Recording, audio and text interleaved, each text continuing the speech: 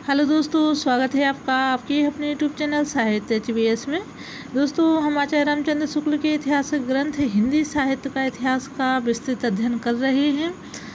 आप लोगों को 11 वीडियो दे चुके हैं और ये 12वां वीडियो है। हम विस्तार पूर्वक अध्ययन कर रहे हैं और इसमें कई महत्वपूर्ण और सारगर्भित जानकारी है जो निकल के आ रही है परीक्षा की दृष्टि से।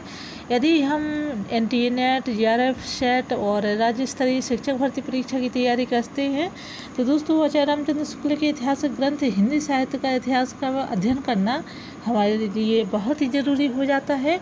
तो उसी को ध्यान में रख कर के यहाँ आज हम देखेंगे भट्ट केदार मधुकर कवि और इनका यहाँ समय दिया है। इनका हम पूरा विस्तृत अध्ययन करेंगे। तो भट्ट केदार का इनका समय है 1224, ये संवत में है 1224 से 1243 ईस्वी। जिस प्रकार चंद्रबरदाई ने महाराज पृथ्वीराज को कीर्तिमान किया है, उसी प्रकार भट्ट केदार ने कन्नौज के सम्राट जयचंद का गुण गाया है। रासु में चंद और भट्ट केदार के संवाद का एक स्थान पर उल्लेख है। भट्ट केदार ने जयचंद्र प्रकाश नाम का एक महाकाव्य लिखा था। तो दोस्तों, ये भी आपको याद रखना है कि भट्ट केदार का एक तो समय हो गया। इन्होंने किस राजा का जो है गुणगान किया, तो जयचंद का गुणगान किया है। इनकी रचना कौन सी है? जयचंद्र प्रकाश महाकाव्य है, जिसमें महाराज जयचंद के प्रताप और पराक्रम का विस्तृत वर्णन है। इसी प्रकार का जय मयंक जसचंद्र का, ये भी इनकी हमें याद रखना है, नामक एक बड़ा ग्रंथ मधुकर कवि ने भी लिखा है। तो भट्ट केदार का है जयचंद्र प्रकाश और जय मयंक जसचंद्र का मधुकर कवि का ग्रंथ है। पर दुर्भाग्य से दोनों ग्रंथ आज उपलब्ध नहीं है। केवल इनका उल्लेख सिंघायच दयाल दास कृत राठौड़ारी ख्यात, देखिए इसमें इनका उल्लेख मिलता है, जो बीकानेर के राज्य पुस्तक भंडार में सुरक्षित है। इस ख्यात में लिखा है कि दयाल दास ने आदि से लेकर कन्नौज तक का वृतांत इन्हीं दोनों ग्रंथों के आधार पर लिखा है। इतिहासज्ञ इस बात को अच्छी तरह जानते हैं कि विक्रम की 13वीं शताब्दी के आरंभ में उत्तर भारत में दो प्रधान साम्राज्य थे। एक तो था गहरवारों राठौरों का विशाल साम्राज्य, जिसकी राजधानी कन्नौज थी और जिसके अंतर्गत प्रायः सारा मध्य देश काशी से कन्नौज तक था। दूसरा चौहानों का, जिसकी राजधानी दिल्ली थी और जिसके अंतर्गत दिल्ली से अजमेर तक का पश्चिमी प्रांत था। कहने की आवश्यकता नहीं है कि इन दोनों में गहरवारों का साम्राज्य अधिक विस्तृत था। धन धान्य संपन्न और देश के प्रधान भाग पर था। गहरवारों की दो राजधानियां थीं। कौन कौन सी थी? कन्नौज और काशी। इसी से कन्नौज के गहरवार राजा काशीराज कहलाते थे। जिस प्रकार पृथ्वीराज का प्रभाव राजपूताने के राजाओं पर था, उसी प्रकार जयचंद का प्रभाव बुंदेलखंड के राजाओं पर था। कालिंजर या महोबे के चंदेल राजा परमारिदेव, जिसे परमाल के नाम से जानते हैं, जयचंद के मित्र या सामंत थे। कौन थे? परमाल जो है जयचंद्र के मित्र थे या सामंत थे, जिसके कारण पृथ्वीराज ने उन पर चढ़ाई की थी। चंदेल कन्नौज के पक्ष में दिल्ली के चौहान पृथ्वीराज से बराबर लड़ते रहे। तो यहाँ ये इसका विस्तार दिया है। अब हम देख लेते हैं जगनेक कवि। तो इनका समय है, जगनेक का समय है 1230 से संवत में दिया हुआ है। जगनेक कवि की रचनाएं जो हैं बहुत ही महत्वपूर्ण हैं। इनका हमें समय याद करना भी अत्यंत आवश्यक है। ऐसा प्रसिद्ध है कि कालिंजर के राजा परमार के यहाँ जगनेक नाम के एक भाट थे, जिन्होंने महोबे के दो देश प्रसिद्ध वीरों आल्हा और उदल, जिनका उदय सिंह के वीर चरित्र का विस्तृत वर्णन एक वीर गीतात्मक काव्य के रूप में लिखा था, जो इतना सर्वप्रिय हुआ कि उसके वीर गीतों का प्रचार क्रमशः सारे उत्तरी भारत में, विशेषतः उन प्रदेशों में जो कन्नौज साम्राज्य के अंतर्गत थे, हो गया। किनका हो गया प्रचार? जो कालिंजर के राजा परमार के यहाँ जगनिक नाम के एक भाट कवि थे। तो सबसे पहले तो हमें यह याद रखना है कि जगनिक कवि जो है किनके यहाँ पर कवि थे, तो राजा परमार के यहाँ। इन्होंने किसका वर्णन किया है, तो महुए के दो प्रसिद्ध वीरों आल्हा और ऊधल का इन्होंने वीर गीतात्मक रूप में वर्णन किया है। इनके वीर गीतों का प्रचार कहाँ पर हुआ, तो विशेषतः उत्तरी भाग में हुआ और ख़ासतौर से जो कन्नौज साम्राज्य के अंतर्गत आते थे। जगनिक के काव्य का आज तक पता नहीं है, पर उसके आधार पर प्रचलित गीत हिंदी भाषा भाषी प्रांतों के गांव-गांव में सुनाई पड़ते हैं। ये गीत आल्हा के नाम से प्रसिद्ध हैं और बरसात में गाए जाते हैं। दोस्तों यहाँ से ये आपको याद रखना है कि जो आल्हा गीत है वो कब गाया जाता है, तो बरसात में गाया जाता है। गांव में जाकर देखिए तो मेघ गर्जन के बीच किसी आल्हैत के ढोल के गंभीर घोष के साथ यह वीर हुंकार सुनाई देती है। कौन सी, 12 बरस ले कूकर जिए और 13 लो जिए सियार, बरस 18 छत्री जिए, आगे जीवन को धिक्कार। ये कहाँ से ली गई है, तो ये हमें याद रखना है कि इसके लेखक जो हैं जगनिक हैं और इनके जो जगनिक ने ये रचनाएं आल्हा ऊधल की वीरता के रूप में लिखी थी। इस प्रकार साहित्यिक रूप में ना रहने पर भी जनता के कंठ में जगनिक के संगीत की विरद पूर्ण प्रतिध्वनि अनेक बल खाती हुई अब तक चली आ रही है।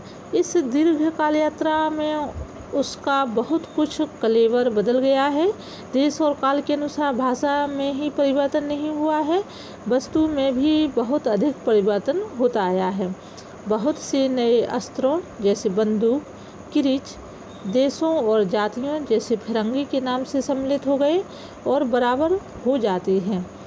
यदि यह ग्रंथ साहित्यिक प्रबंध पद्धति पर लिखा गया होता तो कहीं न कहीं राजकीय पुस्तकालयों में इसकी कोई प्रति रक्षित जरूर मिलती, पर यह गाने के लिए ही रचा गया था। इसमें पंडितों और विद्वानों के हाथ इसकी रक्षा की ओर नहीं बढ़े, जनता ही के बीच इसकी गूंज बनी रही, पर यह गूंज मात्र है, मूल शब्द नहीं। आल्हा का प्रचार यूँ तो सारे उत्तर भारत में है, पर बेसवाड़ा इसका केंद्र माना जाता है।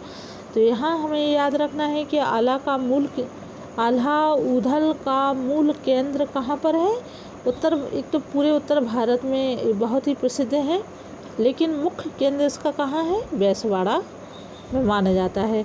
वहाँ इसे गाने वाली बहुत अधिक मिलती हैं। बुंदेलखंड में विशेषतः महोबी के आसपास इसका बहुत अधिक चलन है, क्योंकि जो आल्हा ऊधल थे वो महोबा के ही थे। इन गीतों में समुच्चय को सर्वसाधारण आल्हा खंड कहते हैं, जिससे अनुमान होता है कि आल्हा संबंधी ये वीर गीत जगनिक ने रचे उस बड़े काव्य के एक खंड के अंतर्गत हैं जो चंदेलों की वीरता के वर्णन में लिखा गया। आल्हा और ऊधल परमाल के सामंत थे और बनाफर शाखा के क्षत्रिय थे। इन गीतों का एक संग्रह आल्हा खंड के नाम से छपा, जो फर्रुखाबाद के तत्कालीन कलेक्टर मिस्टर चार्ल्स इलियट ने इसे पहल इन गीतों का संग्रह 60 से 70 वर्ष पूर्व छपवाया। देखिए यहाँ पर आल्हा और ऊधल परमाल के सामंत थे, इतने आपको याद रखना है। इसके अलावा इन गीतों का एक संग्रह आल्हा खंड के नाम से छपा। किसने छपवाया? फर्रुखाबाद के तत्कालीन कलेक्टर मिस्टर चार्ल्स इलियट ने पहल इन गीतों का संग्रह 60 से 70 वर्ष पूर्व छपवाया। तो ये हमें याद रखना है कि चार्ल्स इलियट ने आल्हा खंड नाम से इस संग्रह को छपवाया। अब हम देख लेते हैं श्रीधर। तो इन्होंने संवत 1445 में रणमल्ल छंद नाम का एक काव्य रचा, जिसमें ईडर के राठौर राजा रणमल्ल की उस विजय का वर्णन है जो उसने पाटन के सूबेदार जफर खां पर प्राप्त की थी। एक पद्य नीचे दिया हुआ है। तो दोस्तों श्रीधर के बारे में हमें सबसे पहले तो इनका समय और इनका ग्रंथ है रणमल्ल छंद। यह काव्य जो है ईडर के राठौर राजा मल्ल, यहाँ ये देखिए राठौर राजा मल्ल की उस विजय का वर्णन है जो उसने पाटन के सूबेदार जफर खां पर प्राप्त की थी। तो इतना हमें याद रखना है। अब यहाँ ये पंक्तियाँ दी हुई हैं, तो देखिए पंक्तियाँ इतनी महत्वपूर्ण नहीं है। डम डमई डम डमा डम डमकार डंकार डोल डोली जंगिया सुर करहि रण सहड़ाई समुहिर सरस रसी संबरंगिया कल कलहि कालह काहल कोडि कल रवि कुमल कायर थर हरई संचरई सक सुरताड़ साहड़ साहिसी सभी संगरई। ठीक है, तो ये पंक्तियाँ कहाँ से हैं? ये पंक्तियाँ जो है रणमल्ल छंद की ये पंक्तियाँ हैं। ये हमें याद रखना है कि रणमल्ल छंद की पंक्तियाँ हैं। श्रीधर इनके लेखक हैं। अब हम देख लेते हैं प्रकरण नंबर 4। इसमें फुटकर रचनाएं दी हुई हैं। तो यह प्रकरण हमें पढ़ना, देखिए आचार्य रामचंद्र शुक्ल के इतिहास ग्रंथ का, संपूर्ण इतिहास ग्रंथ का हमें विस्तृत अध्ययन हम बार बार कह रहे हैं कि करना नितांत आवश्यक है। तो प्रकरण 4 में फुटकर रचनाएं, वीर गाथा काल के समाप्त होते होते हमें जनता की बहुत कुछ असली बोलचाल और उसके बीच कहे सुने जाने वाले पदों की भाषा कि बहुत कुछ असली रूप का पता चलता है। ऐसा आचार्य रामचंद्र शुक्ल अपना इतिहास ग्रंथ लिखते समय कह रहे हैं। पता देने वाले हैं दिल्ली के खुसरो मियाँ और तिरहुत के विद्यापति। इनके पहले की जो कुछ संदिग्ध सामग्री मिलती है उस पर प्राकृत की रूढ़ियों का थोड़ा या बहुत प्रभाव अवश्य पाया जाता है। लिखित साहित्य के रूप में ठीक बोलचाल की भाषा या जनसाधारण के बीच कहे सुने जाने वाली गीत पद आदि रक्षित रखने की ओर मानो किसी का ध्यान ही नहीं था। जैसे पुराना चावल ही बड़े आदमियों के खाने योग्य समझा जाता था, वैसे ही अपने समय की पुरानी पड़ी हुई परंपरा गौरव युक्त भाषा की पुस्तक रचने वालों के व्यवहार योग्य समझी जाती थी। पश्चिम की बोलचाल, गीत, मुख्य प्रचलित पद आदि का नमूना जिस प्रकार हम खुसरो की कृति में पाते हैं, उसी प्रकार बहुत पूर्व का नमूना विद्यापति की पदावली में उसके पीछे फिर भक्ति काल के कवियों ने प्रचलित देश भाषा और साहित्य भाषा के बीच पूरा सामंजस्य घटित कर दिया। तो हमें देखिए सबसे पहले तो यहाँ से हमें लेकर के पूरा इतना जो है याद रखना है, क्योंकि कभी कभी ऐसा होता है कि जो तर्क स्थापना के प्रश्न है वह भी यहीं से ही उठा के रख देते हैं। जैसे पुराने चावल ही बड़े आदमियों के खाने योग्य समझा जाता है, ये आप लोग विशेष रूप से ध्यान से पढ़िए इसको।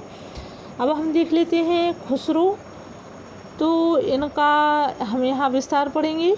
पृथ्वीराज की मृत्यु संवत 1249 के 90 वर्ष पीछे खुसरो ने संवत 1340 के आसपास रचना आरंभ की। इन्होंने गियासुद्दीन बलबन से लेकर अलाउद्दीन और कुतुबुद्दीन मुबारक शाह तक कई पठान बादशाहों का ज़माना देखा था। ये फारसी के बहुत अच्छे ग्रंथकार और अपने समय के नामी कवि थे। इनकी मृत्यु संवत 1381 में हुई। ये बड़े ही विनोदी, मिलनसार और सहृदय थे। इसी से जनता की सब बातों में पूरा योग देना चाहते थे। दोस्तों, आचार्य रामचंद्र शुक्ल के इतिहास ग्रंथ में जो सन दी हुई हैं, चाहे वो संवत में हो या सन में हो, जो समय दिया है लेखकों का, कवि का जन्म का, उनकी मृत्यु का, उनकी रचनाओं का, वह सर्वमान्य है। और जो है उसी को NTA नेट में और जो सेट की परीक्षाएं, जो बड़ी बड़ी परीक्षाएं होती हैं, इन्हीं के समय के अनुसार ही माना जाता है। तो इसमें जो समय दिया है हमें वही याद करना है। ये संवत में दिया है तो आप लोग इसको सन में निकाल लीजिए। अब हम देखते हैं कि जिस ढंग से यहाँ तक हम पढ़ चुके हैं, विनोदी, मिलनसार और सहृदय थे। इसी से जनता के बीच जनता की सब बातों में पूरा योग देना चाहते थे। जिस ढंग से दोहे, तुकबंदियाँ और पहेलियाँ आदि साधारण जनता की बोलचाल में इन्हें प्रचलित मिली। उसी ढंग से पद्य पहेलियाँ आदि कहने की उत्कंठा इन्हें भी हुई। इनकी पहेलियाँ और मुकरियाँ प्रसिद्ध हैं। इनमें उक्ति व चित्र की प्रधानता थी। यद्यपि रसीले गीतों और दोहों में इन्होंने कहे हैं। यहाँ इस बात की ओर ध्यान दिला देना आवश्यक प्रतीत होता है कि काव्य भाषा का ढांचा अधिकतर शौरसेनी या पुरानी ब्रज भाषा का ही बहुत काल से चला आ रहा है। तो ये भी याद रखिए आप कि यहाँ इस बात की ओर ध्यान देना आवश्यक प्रतीत होता है कि काव्य भाषा का ढांचा अधिकतर शौरसेनी या पुरानी ब्रज भाषा का ही बहुत काल से चला आता था। अतः जिन पश्चिमी प्रदेशों की बोलचाल खड़ी होती थी, उनमें भी जनता के बीच प्रचलित पद्यों, तुकबंदियों आदि की भाषा ब्रज भाषा की ओर झुकी हुई रहती थी। अब भी यह बात पाई जाती है। इसी से खुसरो की रचनाएं, हिंदी रचनाओं में भी दो प्रकार की भाषा पाई जाती है। ठेठ खड़ी बोलचाल की भाषा पहेलियों, मुकरियों और दो सखनों में ही मिलती है। यद्यपि उनमें भी कहीं कहीं ब्रज की झलक है, पर गीतों और दोहों की भाषा ब्रज या मुख्य प्रचलित काव्य भाषा ही है। यही ब्रज भाषा देख उर्दू साहित्य के इतिहास लेखक प्रोफेसर आज़ाद को यह भ्रम हुआ कि ब्रज भाषा से खड़ी बोली अर्थात उसका अरबी फारसी ग्रस्त रूप उर्दू निकल पड़ी। तो दोस्तों, ये तो थी हिंदी साहित्य का इतिहास की जानकारी। इसमें आपको अमीर खुसरो इनका पूरा आपको विस्तार पढ़ना है। परीक्षा की दृष्टि से ये बहुत ही महत्वपूर्ण है। इसके बाद हम देख लेते हैं जो यहाँ से इनकी जो वक्तव्य है आचार्य रामचंद्र शुक्ल के वीरगाथा काल के समाप्त होते होते हमें जनता की बहुत कुछ असली बोलचाल और उसके बीच कही सुनी जाने वाली पदों की भाषा, ये हमें सब पूरा पढ़ना है जितना विस्तार दिया है। इसके अलावा जैसे श्रीधर हुए, इनका विस्तार, इनकी रचना मुख्य रूप से श्रीधर की आप लोगों को समय और रणमल्ल छंद इनकी जो रचना है वो किसके उपलक्ष्य में लिखी, किसके लिए लिखी, तो ईडर के राजा रणमल्ल की विजय के उपलक्ष्य में इन्होंने लिखी।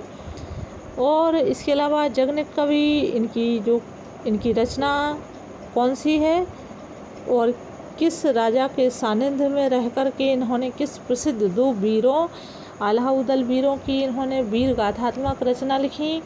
इनकी पंक्तियाँ 12 बरस लोकू कर जिए, ये भी आपको याद रखनी है। NTA नेट की दृष्टि से बहुत ही महत्वपूर्ण है और भट्ट केदार कवि का पूरा विस्तार आप लोग जरूर देख लीजिए। तो उम्मीद है कि आपको वीडियो अच्छा लगा होगा।